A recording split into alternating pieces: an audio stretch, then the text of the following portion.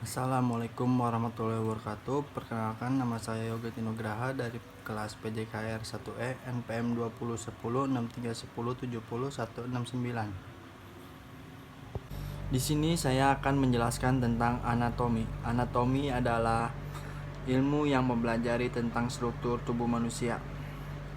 Anatomi berasal dari Yunani, ana yang artinya habis atau ke atas, dan tomos artinya mengiris atau memotong.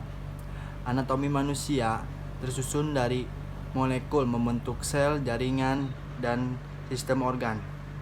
Sistem organ adalah bagian yang menyusun tubuh manusia. Di sini saya akan menjelaskan tentang eostologi. Eostologi berasal dari bahasa Yunani, yaitu osteon artinya tulang dan logos artinya ilmu. Eostologi adalah cabang di anatomi yang mempelajari tentang tulang dan skeleton, yang berasal dari bahasa Latin, yaitu berarti kerangka. Fungsi eostologi ada 6. Yang ke-1, penunjang dan pembentukan tubuh. 2, melindungi organ-organ vital. 3, alat gerak pasif dan alat pengungkit. Yang keempat, tempat bertambahannya otot-otot.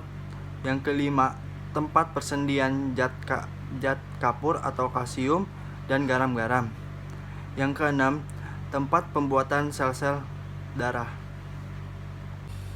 Di sini saya akan menjelaskan tentang miologi.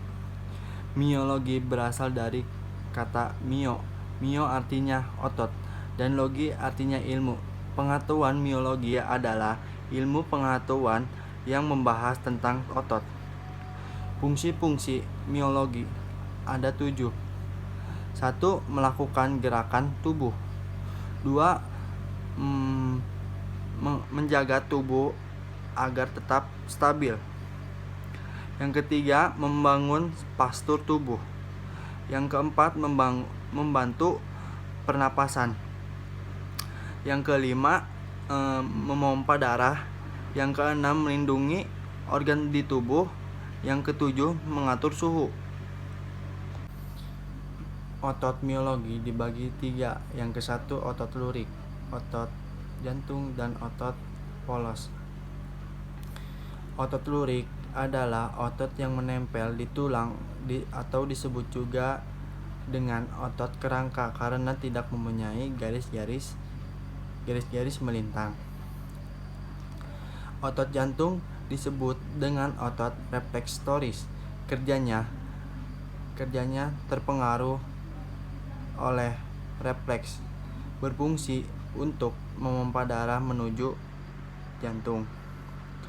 Otot polos adalah otot polos yang anti selnya tidak dapat di tengah-tengah. Contoh seperti ginjal, hati, pembuluh darah, dan pencernaan.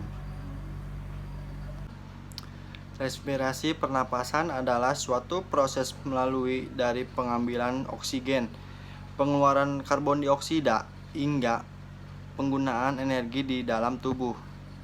Sistem respirasi atau pernapasan mencakup semua proses pertukaran gas yang terjadi antara atmosfer melalui rongga hidung, melalui paring, laring, trakea, bronkus, paru-paru, alveolus, sel-sel, melalui dinding kapiler darah. Respirasi dibagi menjadi 2, yaitu respirasi eksternal dan internal. Respirasi eksternal adalah pertukaran O2 dan CO2 antara alveoli paru-paru dengan kapiler darah di sekitar alveoli. Respirasi internal adalah pertukaran O2 dan CO2 antara kapiler darah dengan sel-sel tubuh. Mekanisme pernapasan yaitu pernapasan dada dan pernapasan perut. Pernapasan dada dibagi 3, yaitu otot antara tulang rusuk luar berkontraksi atau mengerut. Tulang rusuk terangkat ke atas. Volume rongga dada menjadi besar yang mengakibatkan tekanan udara pada dada mengecil sehingga udara masuk ke paru-paru. Respirasi perut. Otot diafragma pada perut melalui kontraksi. Yang kedua, diafragma datar. Yang ketiga, volume rongga dada menjadi besar yang mengakibatkan tekanan udara pada dada mengecil sehingga udara masuk ke paru-paru. Di sini juga ada penyakit pada sistem pernapasan. Yang ke-1 parangitis, yang kedua asma, yang ketiga TBC, yang keempat difteri, yang kelima sinusitis, yang keenam influenza. Pengertian kardiovaskuler adalah sirkulasi darah yang terjadi dari jantung, komponen darah dan pembuluh darah yang berfungsi memberi dan mengalurkan suplai oksigen dan nutrisi ke seluruh jaringan tubuh yang diperlukan dalam proses metabolisme tubuh. Fungsi sistem kardiovaskuler.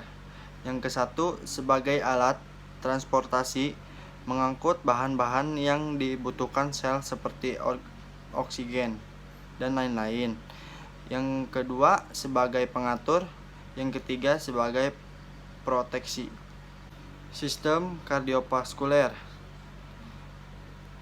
dibagi 4. Yang ke-1 terdiri dari jantung dan pembuluh darah. Yang kedua, berfungsi mengedarkan darah ke seluruh tubuh dengan jantung sebagai pompanya. Yang ketiga, pembuluh darah yang menuju ke organ tubuh disebut sebagai arti yang bercabang-cabang. Yang keempat, cabang yang paling kecil disebut arterial. Struktur jantung ada 3. Yang ke-1, lapisan luar disebut epikardium atau perikardium. Yang kedua, lapisan tengah disebut lapisan berotot dan mioka. Yang ketiga, lapisan dalam disebut endokardium. Susun jantung ada 6. Yang ke-1 berupa otot. Yang kedua berbentuk kerucut. Yang ketiga berongga. Yang keempat, dasarnya terletak di atas, puncaknya di bawah. Yang kelima, terletak di dada. Yang keenam, lebih menghadap ke kiri.